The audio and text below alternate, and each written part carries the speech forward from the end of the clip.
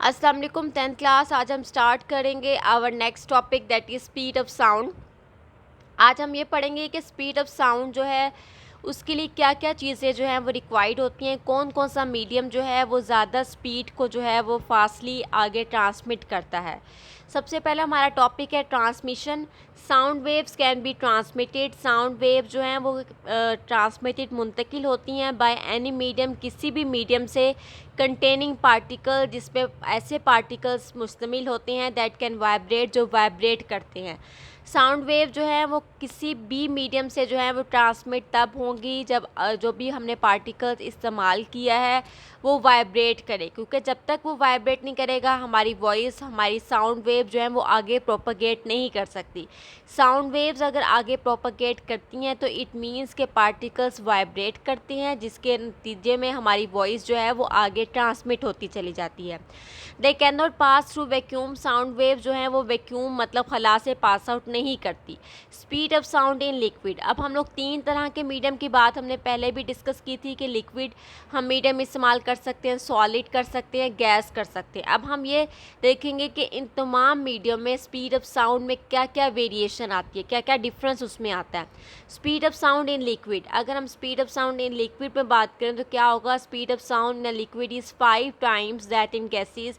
Speed of sound जो है वो लिक्विड में जो है वो 5 गुना ज़्यादा होती है as compared to gases. So speed of sound, आवाज़, हमारी जो आवाज़ की जो स्पीड है वो लिक्विड में 5 गुना जो है वो ज़्यादा है एज़ कम्पेयर टू गैस की निस्बत।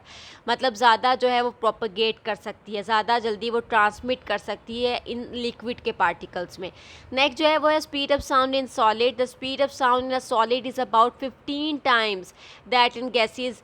स्पीड ऑफ साउंड जो है वो सॉलिड में तकरीबन 15 गुना जो है वो ज़्यादा होती है एज़ कम्पेयर टू गैसेस और लिक्विड। लिक्विड और गैसेस की निस्बत जो है वो सॉलिड में स्पीड ऑफ साउंड जो है, साउंड की स्पीड जो है, रफ्तार जो है वो 15 गुना जो है वो सॉलिड में ज़्यादा होती है। नेक्स्ट जो है वो है speed of sound in air. The speed of sound in air is affected by some physical condition. Speed of sound हवा में जो है वो अफेक्ट मुतासिर होती है बाय सम फिज़िकल कंडीशंस, कुछ फिज़िकल कंडीशंस की वजह से। वो फिज़िकल कंडीशंस कौन कौन सी हैं, उसमें टेम्परेचर आ जाएगा, प्रेशर आ जाएगा, ह्यूमिडिटी आ जाएगी। ये तमाम जो हैं वो फैक्टर जो हैं वो किसी भी स्पीड ऑफ साउंड को इफ़ेक्ट करते हैं। अभी हमने क्लास ये डिस्कस किया कि जब हमने कोई भी मीडियम हमारा जब चेंज होगा तो स्पीड ऑफ साउंड में जो है वो इफ़ेक्ट पड़ता है। ठीक है, मीडियम चेंज होने से स्पीड ऑफ साउंड जो है वो एक जैसी नहीं रहती। जब हम मीडियम चेंज करते हैं तो स्पीड ऑफ साउंड में भी वेरिएशन आती हैं। स्पीड ऑफ साउंड जो एयर है उसकी एक कांस्टेंट वैल्यू है दैट इज़ 343, और बाजू का जो है उसकी वैल्यू जो है वो 340 भी लिखी जा गई है कई जगहों पे। 343 मीटर पर सेकेंड जो है speed of sound in air है। अगर हम प्रेशर कितना उसको देंगे 180 एम, और टेम्परेचर कितना होगा उसका 21 डिग्री सेल्सियस पे। तो स्पीड ऑफ साउंड जो है वो हम लोग इस फार्मूले के तहत निकाल सकते हैं, v is equal to f lambda. इसमें v जो है वो स्पीड है, f फ्रीक्वेंसी है, लैम्डा जो है वो उसकी वेव लेंथ है। ठीक है, अब आगे नेक्स्ट हम क्लास मूव करते हैं measuring speed of sound by echo method. हम इको मेथड से किस तरह जो है वो स्पीड ऑफ साउंड जो है वो मेजर कर सकते हैं। इको क्लास पहले भी मैंने आपको बताया था, echo means reflection of sound, के रिफ्लेक्ट, आवाज़ की रिफ्लेक्शन जो है उसको हम इको भी बोलते हैं। अब उसमें क्या होता है कि उसमें हमने पढ़ा था कि हमें टाइम, हमारी वॉइस को रिफ्लेक्ट होने में टाइम कितना रिक्वायर्ड होता है, वो होता है हमें 0.1 सेकेंड। इसके लिए हमें स्पीड कितनी रिक्वायर्ड होती है, वो 340 मीटर पर सेकेंड थी। और हमने इको साउंड में हमने निकाला था, डिस्टेंस निकाला था कि कितने डिस्टेंस पे जो है वो इतनी जो है वो हमारे पास स्पीड और इतने टाइम में प्रोड्यूस होगी, कि हम कितना डिस्टेंस रखेंगे कि इतना टाइम और उसकी स्पीड जो है वो प्रोड्यूस होगी। ये हमने इको साउंड के मेथड में जो है वो चीज़ें फाइंड आउट की थी, ये सारी चीज़ें, टाइम, वी, और उसमें हमने डिस्टेंस निकाला था। अब इस केस में क्लास हमने क्या निकालना है, इसमें हमने स्पीड ऑफ साउंड निकालनी है। स्पीड ऑफ साउंड किसके तहत, by echo method. Echo method के तहत हमने स्पीड ऑफ साउंड निकालनी है। इसके लिए हमें जो चीज़ें रिक्वायर्ड है वो है मेजरिंग टेप हमें रिक्वायर्ड है। उसके बाद हमें टाइम हमें जो है वो 0.1 सेकेंड्स का रिक्वायर्ड है, क्या प्रोड्यूस करवाने के लिए, रिफ्लेक्शन साउंड, ताकि साउंड की हम लोग रिफ्लेक्शन करवा सकें, मतलब उसमें इको प्रोड्यूस कर सकें। सबसे पहले हम क्या करेंगे कि वॉल के फ्रंट में जो है वो खड़े होकर क्लैप करेंगे। जैसे ही हम क्लैप करेंगे तो क्या प्रोड्यूस होगी, उसमें साउंड प्रोड्यूस होगी। ठीक है। जैसे साउंड प्रोड्यूस हो गया, अब हमने ये मेक श्योर ये करना है कि ये वॉइस जो है वो हमें उसी वॉल से आ रही है जिसके सामने हम खड़े हैं, किसी और दूसरी वॉल से हमें आवाज़ ना आए, ठीक है। जहाँ पे हम खड़े हुए क्लैप कर रहे हैं तो हमें वहीं से ही वॉइस जो है ना जनरेट हो। उसके बाद डिस्टेंस जो है, जितने हम वॉल से जितने मीटर तक हम खड़े हैं वो है 50 मीटर तक का डिस्टेंस हमने रखना है। ये देखें यहाँ पे क्लास, ये वॉल है, ठीक है। यहाँ पे आप 50 मीटर के डिस्टेंस पे हम खड़े हैं, ठीक है। और ये जो है वो हमारा मेन पोजीशन है, वॉल हमारी मेन पोजीशन है। हम 50 मीटर के डिस्टेंस पर खड़े हैं। अब यहाँ पे खड़े होकर हमने क्लैप की, हमारी वॉइस जो है वो वॉल के साथ स्ट्राइक की है। स्ट्राइक करने के बाद दोबारा से रिफ्लेक्ट हो गई है, 50 मीटर के डिस्टेंस तक जो है वो हमारी वॉइस जो है वो रिफ्लेक्ट हो गई है। सो इट मीन्स कि हम 50 मीटर के फासले पर खड़े थे, ठीक है। हमें टाइम कितना लगा, 0.1 सेकेंड का, कि हमारी वॉइस जो है वो रिफ्लेक्ट हुई।